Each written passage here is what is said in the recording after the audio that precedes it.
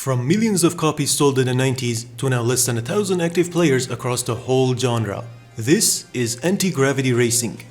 Let's begin where we left off. F-Zero X came 2 years after the second Wipeout and brought with it 30 unique characters. And you know that because they wasted nearly 10% of the screen on them. It's a racing game, let the vehicles do the talking.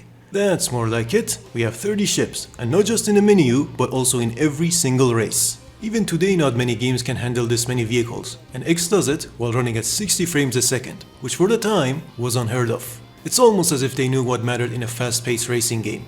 X's 24 tracks are generally wide with long corners that heavily favor higher speeds, and even though you'll be lifting off plenty, the brake button is never used. It's a missed opportunity, but the game more than makes up for it with its traction-based handling. Aside from a few rare exceptions and contrary to popular belief, there's no reason not to push the analog stick all the way to the left or right in modern racing games. But here, steering beyond a certain point can result in a loss of grip, causing your ship to slide and slow down. So to avoid that, you need to steer only partially, depending on your speed and track elevation. And this is something that you'll never see again in racing games, and here's the long answer as to why. The time attack mode has become a standard feature in racing games at this point, just you against your best time. Or in this case, the developer's best time, and they are extremely fast. You can easily beat them with bullshit exploits, but I wanted to do it fair and square, with the same ship and identical setup. I failed. I could barely make out his ghost after the first lap. My biggest problem was the constant boosting that made the ship more prone to grip loss. I couldn't be precise enough with a $150 Xbox Elite controller, and I couldn't believe a developer with 25-year-old hardware was smoking me. So I dig deeper, and after some research, bought this $40 Chinese controller and went in again. Holy shit, I'm actually keeping up. I'm now ahead of him in the second lap. Okay, it's still going to take some tries. After an hour, I managed to overtake him at the second corner and keep my lead until the end of the race. Not only I beat the developer's ghost, but also improved my time by nearly 2 seconds, and all I did was spend less money on a gamepad. How is that possible? You're likely already familiar with the stick drift issue that plagues modern gamepads. This causes your analog stick to lose accuracy and fail to center correctly. To counter this, games are made with a dead zone option that ignores your inputs near the center. I had to put this at around 10%, but that's simply too much for X where you need to constantly make small adjustments near the center. A dead zone made me overshoot too often and created an inconsistency overall, one that this gamepad promised to solve with a near zero dead zone. And it delivered. The smallest adjustment with the new stick now had a visible effect on the game, and every time I let go, it recentered perfectly. It was like I was steering with my mind. I had control. This must be some amazing new technology. But actually, it dates all the way back to the 90s. Yeah, this isn't like more expensive hardware that gives you a competitive advantage. This is 30-year-old technology transforming the experience. But of course, first-party manufacturers don't want that. They make gamepads that break after 6 months just so you buy another and give them more money. There's a reason why replacements for the original X controller go for over $100 for the stick alone.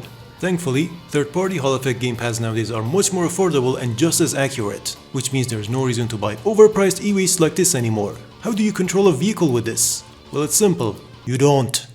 I also tried removing the dead zone on the old gamepad, but that only made things worse. Some people steer by moving the stick to the top and rolling it around the housing, but this is more of a personal choice and doesn't make you much more precise, and you also can't recenter accurately with this method.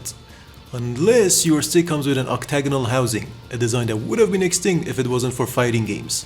There's also the Negicon controller that not only had analog buttons, but the whole thing rotated to steer in the game. Not to mention Joy-Con's steering dial with force feedback support. Why don't we get controllers like this for racing games anymore? Nowadays people say, just buy a wheel for racing games, when in reality, wheels are a useless gimmick in the majority of racing games. Not to mention their high cost.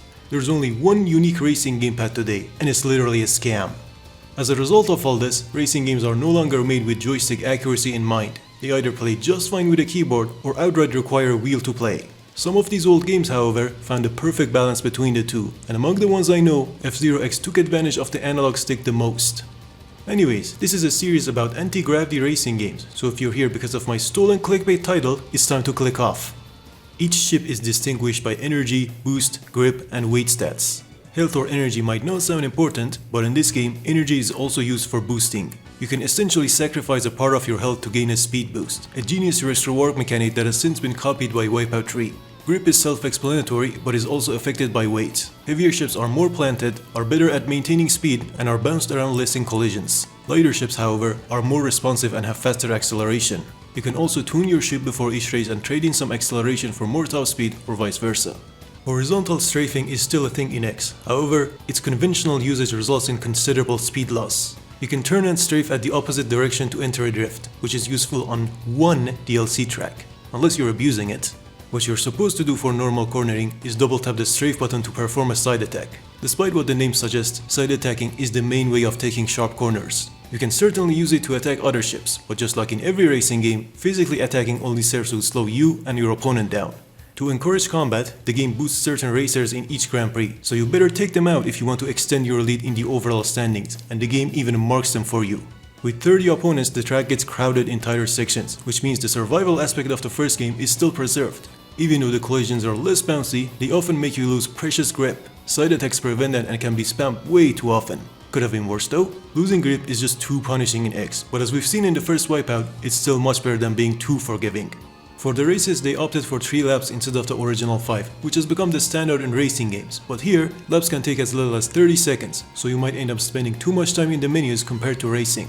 The tracks offer plenty of variety in terms of elevations that actually affect grip, track width, surface type, obstacles, jumps, cylinders, half-pipes, tubes, you get my point. Cups aside, you can now practice on all tracks, smash everyone in an endless death race, or play on basic randomly generated tracks. You'll eventually unlock the master difficulty, and after getting destroyed by it, might unexpectedly stumble upon this YouTube playlist, containing hours of comprehensive guides for each track. A great resource appreciated by the game's 31 runners. So why aren't people playing this, instead of fucking Mario Kart again? Albeit slightly aged, F-Zero X is an overall masterpiece and a must-play for the racing game enthusiasts that own a Hall Effect gamepad. Despite this, it ended up with less than satisfactory sales due to its delayed release on an underperforming console. Good thing they learned from their mistakes and released an expansion on an even less successful platform when the generation was already over. This is the definitive version of X, and it comes with a track editor. It's the same one used to create the original tracks, so in terms of capability, it's as good as it gets. Admittedly, it is also difficult to work with, and sadly, the mandatory hardware requirement, along with non-existent online connectivity, meant that the huge potential of this track editor was never taken advantage of. At least they used it to design 2 additional cups. These new tracks showcase the power of the game's track editor and are worth playing as much as the rest of the game. There's also a much simpler ship creator, letting you pick between parts, paint your ship, and balance its stats. This expanded version of F-Zero X is the one you want to play today, but is surprisingly not talked about much, even among the fans. Maybe it's because the original hardware is extremely rare, and setting up the emulator requires too much button clicking. And that's it for the heavily underappreciated X and its expansion. So far we've only covered Wipeout and F-Zero games. As you can tell, however, they're far from the only game in this subgenre. But what even is anti-gravity racing?